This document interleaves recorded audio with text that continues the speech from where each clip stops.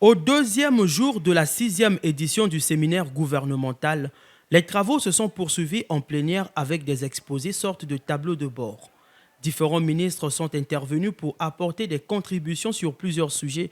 entre autres la hausse du prix des carburants, l'évolution des accords avec le FMI, la consommation d'eau et d'électricité, l'opérationnalisation du PND, l'état défectueux du réseau routier national, la contribution déterminante de l'agriculture dans le développement de l'économie nationale et les zones économiques spéciales. En présence du Premier ministre chef du gouvernement Anatole Koliné-Makosso,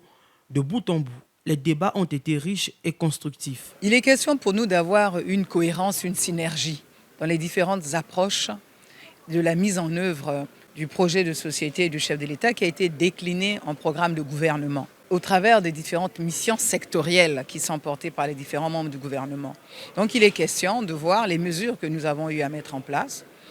à les évaluer, en avoir l'impact à peu près sur les populations que nous servons. Et notre contexte est également marqué par le fait que nous sommes en programme avec le Fonds monétaire et dans le cadre de ce programme, nous avons un certain nombre d'engagements contenus dans un mémorandum, le mémorandum des politiques économiques et financières. En ce qui me concerne, nous sommes intervenus sur les engagements pris avec le Fonds monétaire dans le domaine pétrolier, et ça concerne surtout les subventions évidemment, que nous essayons de réduire autant que possible pour augmenter les ressources de l'État et pouvoir les consacrer à autre chose.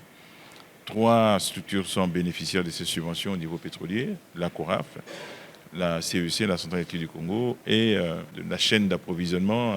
des produits pétroliers et des prix à la pompe. Toutes les failles ici décelées serviront de rétroviseur au gouvernement afin de rectifier le tir et de parfaire ses actions sur le terrain pour répondre aux besoins les plus pressants des populations jour après jour.